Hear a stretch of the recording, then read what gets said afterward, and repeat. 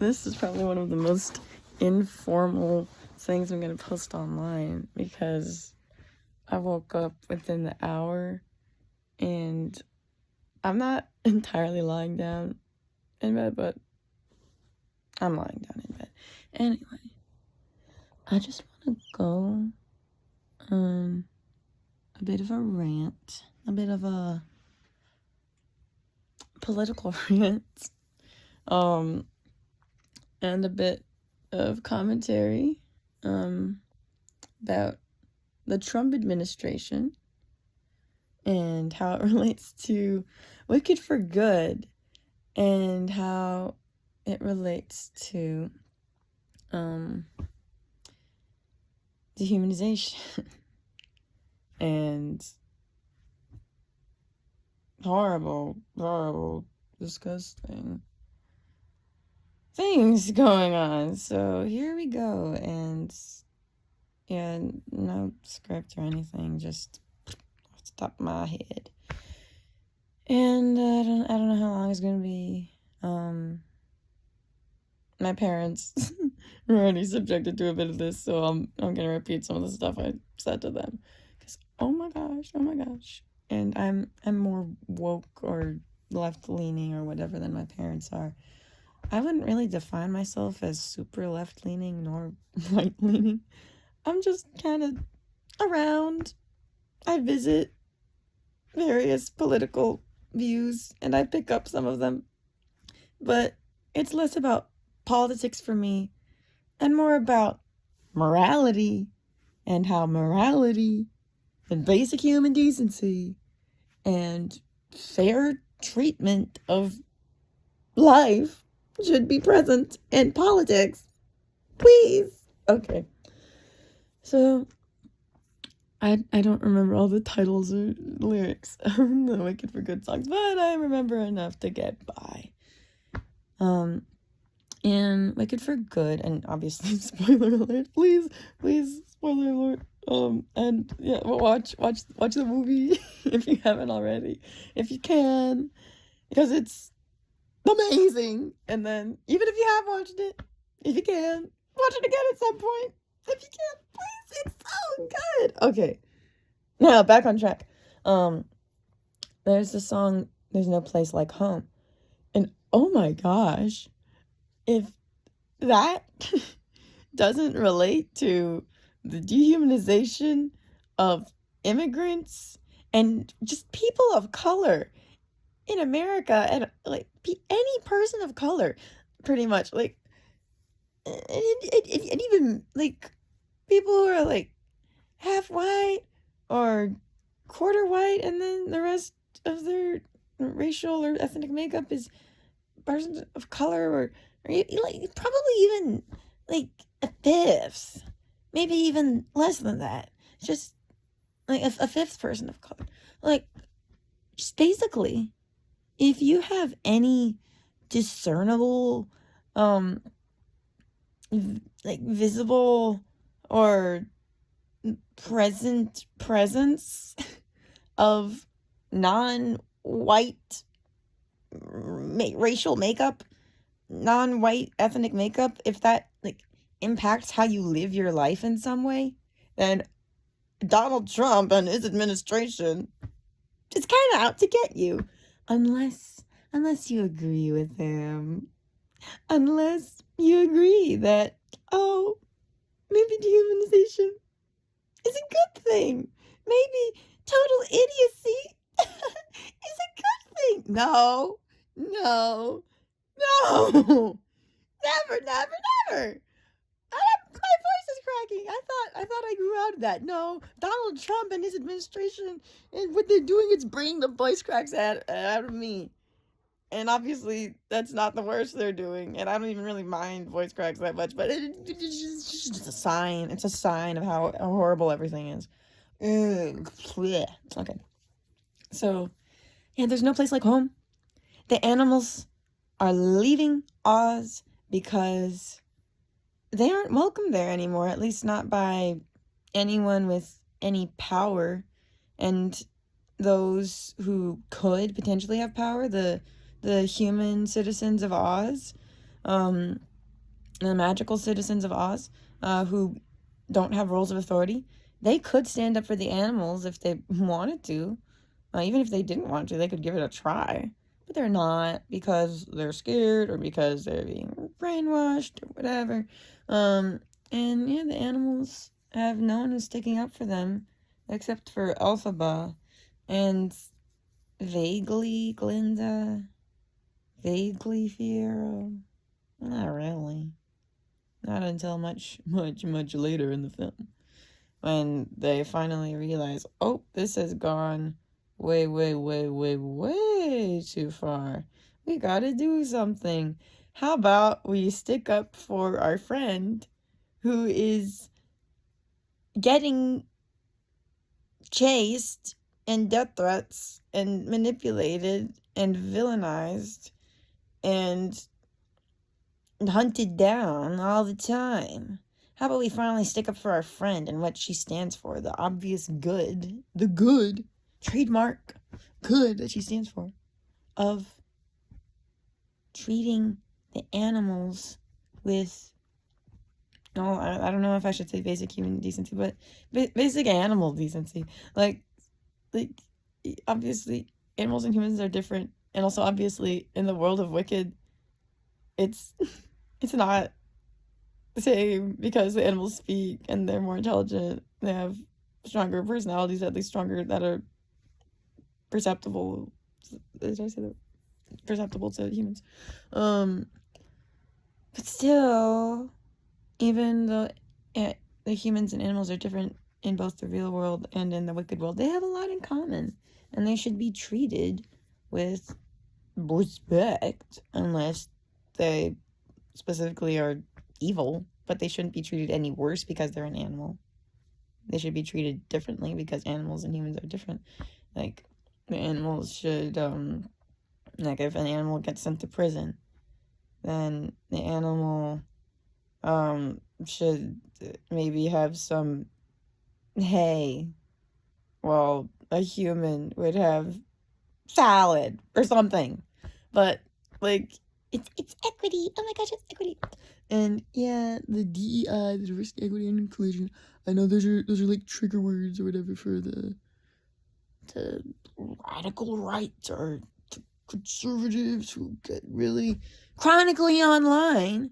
They complain. There's so many conservatives who complain about the Gen Z, the radical left, they're chronically online, they're incapable of doing anything unless it's a TikTok or something like that. And then they're hypocrites because that's what they spend so much of their time doing. They spend their time online complaining about the others who are in a different political atmosphere. They complain about them being chronically online. Get your head out of your tush, Ben Shapiro, Matt Walsh, Amalek Poonby, Brett Cooper, what's her name? Oh, that other lady. I don't remember her name. Like, Candace Owens. And, Blair White, and the offensive T slur. I mean, not everyone even knows who I'm talking about. But yeah, there are these people, and yeah, some of them are more hypocritical than others, but to some degree, and some of them are more respectful and intelligent and open-minded and critically thinking and aware and cognizant and empathetic and moral than others. But there's like this common thread between the chronically online, basically, and yeah, they get paid for it, but what kind of a job is that? Ugh, I don't want a job where I sit around all day complaining about the state of the world with no, like, real solutions, except real solutions that just push down people more, and then I get paid to complain and bring up these fake immoral solutions to either existent or non-existent or exaggerated or misconstrued problems in the world. What kind of a job is that? What? Why is this the state of the world? You get paid to complain and to make fake solutions? What is this? Why are we living this? Oh my gosh. So, yeah, we the animals in Wicked, yeah, they're getting sent away. Or not sent away. They're sending themselves away, but some of them are getting sent away as well. And they're getting imprisoned, and their voices are getting taken away. Oh my gosh, does this sound familiar? Okay. And yeah, like everything they do is violent. Everything Elphaba does is violent. She wants to destroy Oz. She thinks animals are more important than the actual citizens of Oz, than the real people of Oz. The animals, they don't matter. All they do is cause problems and inconveniences and take attention and take care and take time away from the people who really need it. The people who actually don't really need it as much, because they're doing fine for the most part. Like, everyone has their own struggles, but the animals are the ones who are struggling right now, like, the most. But then they're getting mistreated the most because people have the least empathy for them because they're scared and they're being brainwashed. So, yeah, does this sound familiar? This is basically exactly what's happening in the United States of America right now, which are actually the divided states of America right now. Because even though Donald Trump may say all he wants and all he can, that he respects the old way of America, make America great again, which what time is he even going back to? Does he ever even say? Probably, but I don't remember. Yeah, make America great again. And I can't tell how much of it is him, like, going back to the actual greatness that America used to have. Like, while America in the past did have, in most ways, a lot more problems than it does now, yeah, there are, like, things about America in the past that I miss, or that I wasn't alive for, but I, like, miss in some sort of spiritual way or something. Um, like Abraham Lincoln, yeah, House divided against itself cannot stand. Abraham Lincoln was obviously an imperfect president. It's better than Trump. And yeah, he brought America together. He stood against slavery. He should have done more for marginalized groups of people, particularly black people, than he did.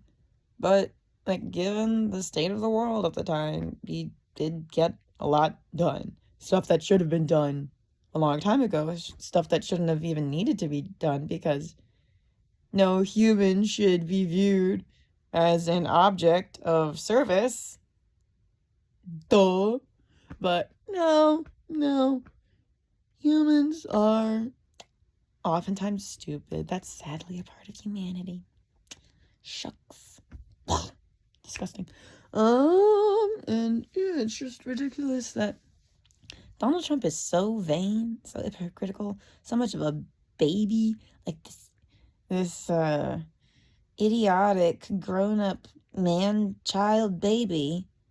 No, that's almost a compliment. No, he's like a zygote that popped out of the womb and then just decided to destroy the world because he loves himself and he hates criticism and he can't take it, and all he wants to do is push people down so that he gets lifted up.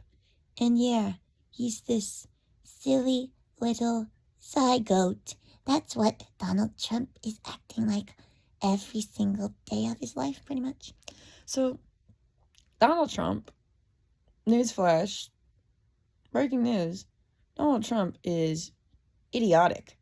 And people complain about Biden being out of his mind. Yeah, Biden's kind of out of his mind. That's what happens sometimes when you become elderly. You lose your marbles a bit. It's just the way of life. But at least Joe Biden has the ability to treat people with basic human decency. And at least he's not saying things that are founded on delusional hate. Donald Trump is also out of his mind, no matter how much people say he's not. Yeah, he's kind of out of his mind. That's an understatement.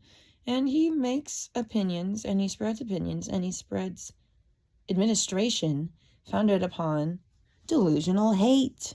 Hate that doesn't even make sense.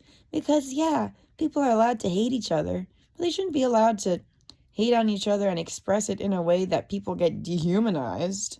Hot take. Dehumanization is bad. And Donald Trump is supposedly a president who loves Christian values and Abraham Lincoln and etc. But basically every single action Donald Trump does for this country, which is actually against this country and against the world, everything he does is, what would Jesus not do? WWJND. The anti-Jesus president, basically. I wouldn't call him the Antichrist. I wouldn't call him Hitler. I think that's a bit much, but he could reasonably get there, and he is getting there already in many respects. He is dehumanizing. He is scapegoating. He's taking pages out of the dictator handbook, the Hitler handbook, and he's incorporating it into his politics. He's thinking, how can I make America great again? Oh, I can make America great again by making everything about me all the time, by villainizing and scapegoating the radical left. Oh, all political violence is because of the radical left, not because of me polarizing the country. No, of course not. Not because of me doing anything wrong. Not because of me being an advocate for what Charlie Kirk stood for, because Charlie Kirk is an American hero. And Charlie Kirk, when he got shot, that was a call to arms. That was a call to war, basically, against the radical left. With the guns that are so beautiful. Everyone has a right to have a gun, pretty much, unless you are a part of the radical left. So, yeah, let's all take our guns and shoot anyone who we disagree with, who disagrees with us. Because that's the American freedom, mature, strong action to do. And yeah, let's villainize and scapegoat and humanize the radical left and polarize the country. And oh yeah, let's villainize and humanize and victimize and deplatform and dehumanize. Yeah, anyone who disagrees with me, the radical left, and the LGBTQ plus people, specifically transgender people,